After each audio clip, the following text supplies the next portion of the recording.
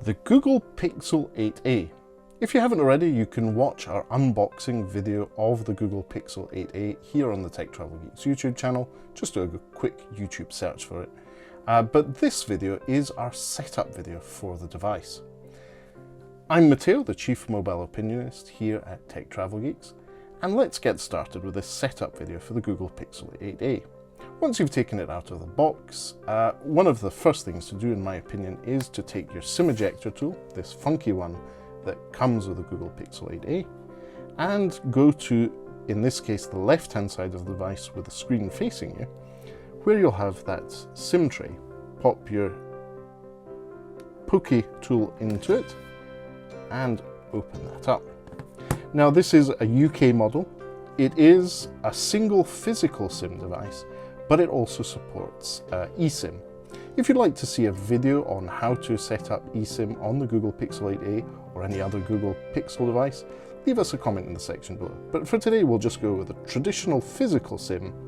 I'm going to pop that into the SIM tray, which is very nice, shows off that metal edge of the Google Pixel 8a that makes up its material, as well as the panel of the SIM tray.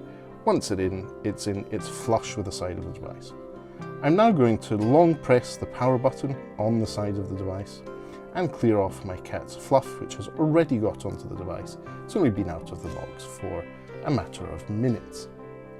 That's life when you have cats.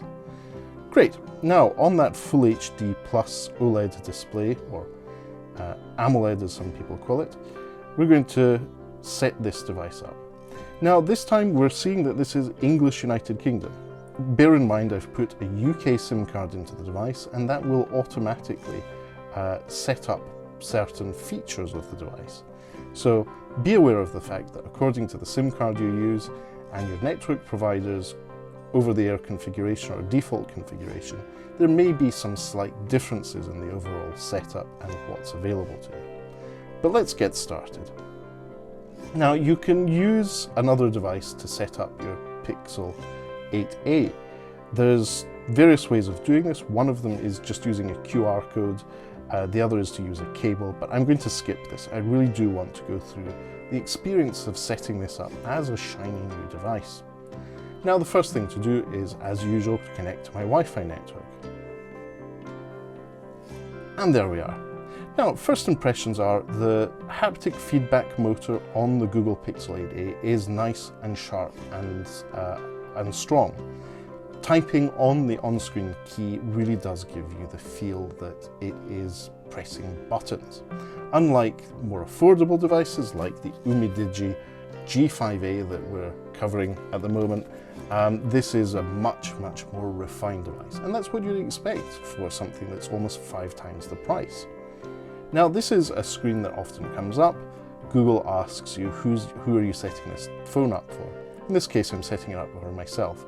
But if I were to choose the For My Child option, it gives you the setup to the device, which is optimized for parental controls, which is great to see Google doing even better nowadays. I think the forerunner in the setting up of devices for parental controls is Amazon, in my opinion. And I still think that the Fire devices are ideal for managing children's use of the internet on a device. So well done, Amazon. Google is catching up pretty quick though. Now, next up, I'm going to enter my credentials for my Google account. Now, as usual in these situations, you will need to likely set up your device using multi-factor authentication. So you'll need to verify your identity with your other device. Okay, so that's done. So yeah, we're going to keep the account updated with this phone number. No, I'm not going to do this because this is not my primary device.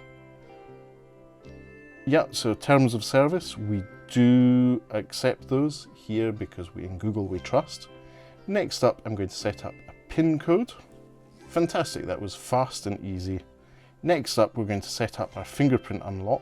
You've probably seen me do this a lot, since if you're a regular viewer of the Tech Travel Geeks YouTube channel, or if you're subscribed, I'm going to agree to this and start pressing the sensor to go through and make sure it can recognize my fingerprint in the future. If you're looking very carefully, you'll see that my finger is flashing what looks like red because it's essentially blasting light through the screen at my finger and then reading the reflection.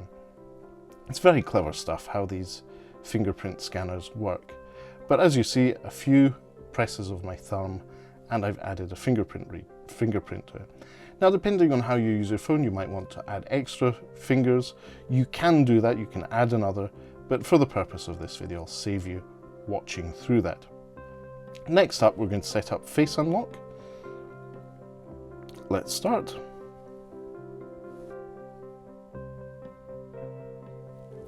Just move my microphone.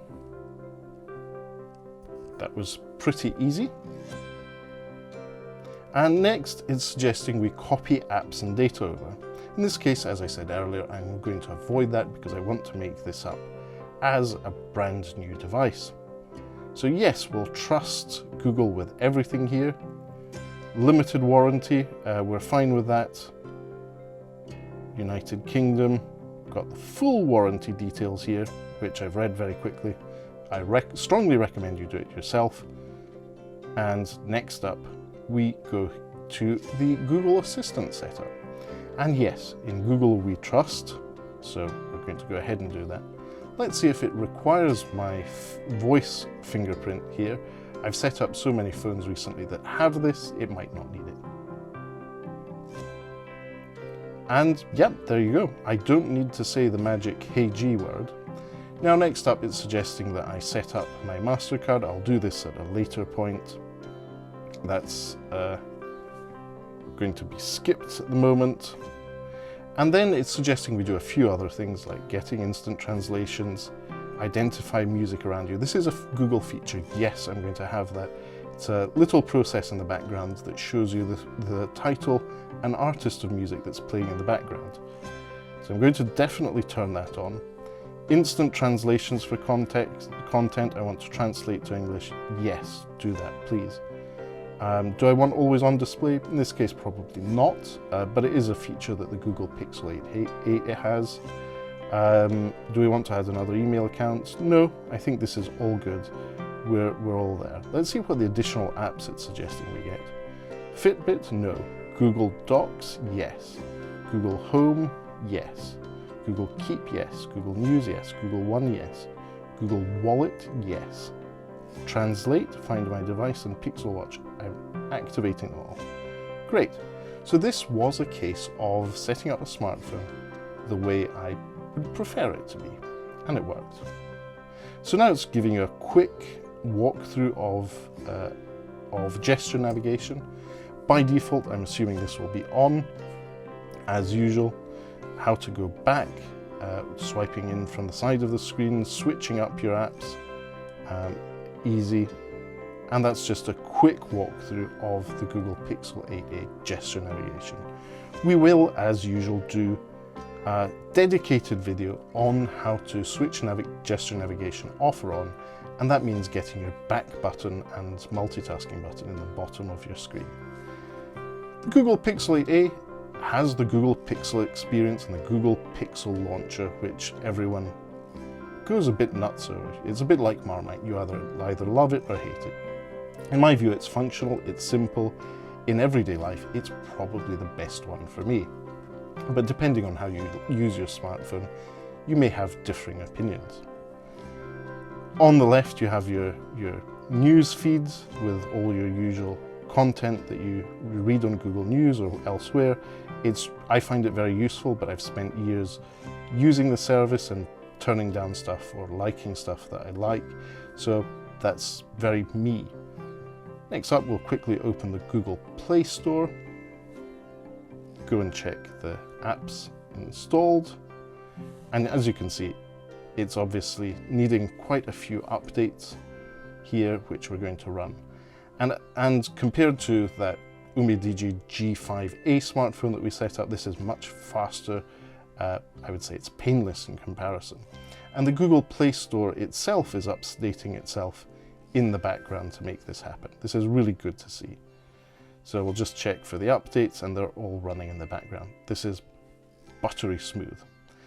Now it is the middle of May 2024. Let's go and see if there are any firmware updates. I'm going to go to System Update and see if anything's available. Yes, there's already an update available for it as the device comes out of the box. That is downloading and it's an 189 megabyte update. By comparison, my May update for the Google Pixel 8 Pro was just 11 megabytes. So there must be some extra bug fixes and optimizations coming to the Pixel 8a here. And I'm all for that. Great, so we've had a look at the default apps and what's there. You see the layout of the launcher has Google Search at the bottom, main apps at the thing, and then you have your usual grid of apps. One thing I'm going to do is install a few extra apps that I require on my device. Let's start off with messaging. So Telegram, which I use quite a lot and is great on multiple devices. And then Messenger. That's from Meta or Facebook. And whilst we're at it, we'll see, I can install Google Wallet. Yep, definitely want that. Amazon Shopping, yes. Amazon Music, yes please. Google Play is quite good in suggesting it. Snapchat, yep, we're all up for that. Instagram, oh yes. Threads, yes, that's at this point Threads has replaced X or Twitter for me, and I'm happy with that. IMDb, yes, great for sitting on the sofa and checking out where you've seen people before on shows or online content. Google Chat, now I do use this and I'm probably going to be considered old-fashioned for that. Great, we've got a few apps going. Next up, we've installed Amazon Shopping, but that's just the tip of the iceberg with Amazon. One app I use quite a lot is Amazon Photos. Here we go. Free unlimited photo storage if you have an Amazon Prime account, so very useful in my view. Fire TV, use your phone as a remote control for Amazon, and I do that quite a lot. Prime Video, yeah, might want to watch Clarkson's Farm on Prime Video. Also, the new season of The Boys is almost out. I'm quite excited about that. So I've got a few things set up here. Good to go. Oh yeah, AliExpress. How else would I be able to create lots of content on the Tech Travel Geeks YouTube channel if I didn't have the AliExpress app on my phone? An easy way of purchasing incredibly crappy stuff from China when I'm drunk.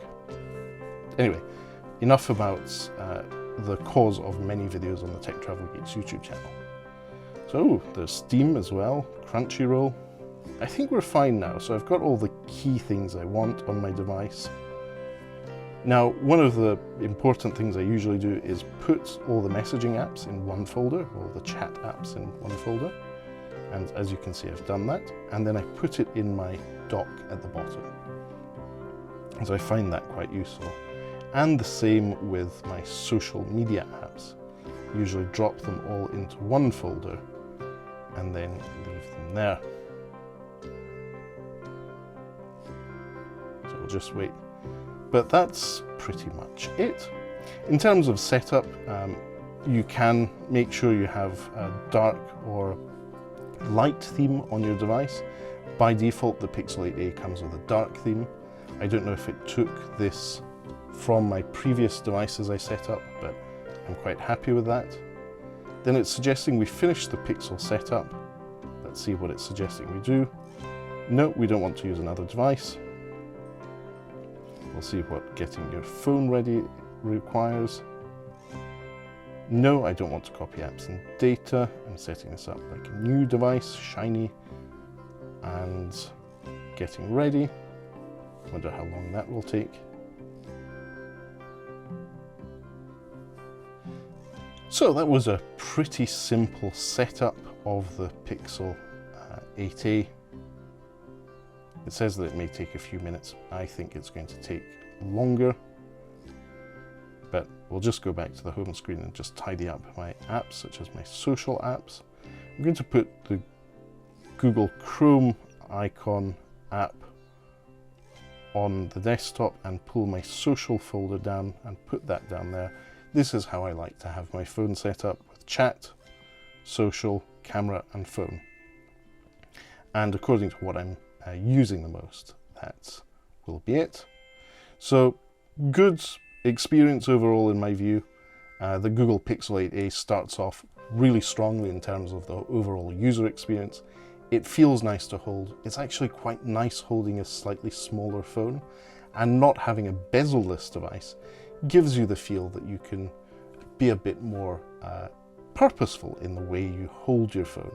You don't have to be avoiding touching the edge of the screen all the time. Anyway, I will wrap up this video, and as usual, ask you to subscribe to the Tech Travel Geeks if you don't already. We cover consumer electronics, gadgets, accessories, pretty much anything we think makes the travel experience better. And if you have any questions about the Google Pixel 8a or any of the other devices we've covered, if you'd like to see device comparisons, leave us a comment in the section below. We'll do our best to get back to you, or who knows, we might do a dedicated video about that very subject. So thanks again for watching, and I'll speak to you soon.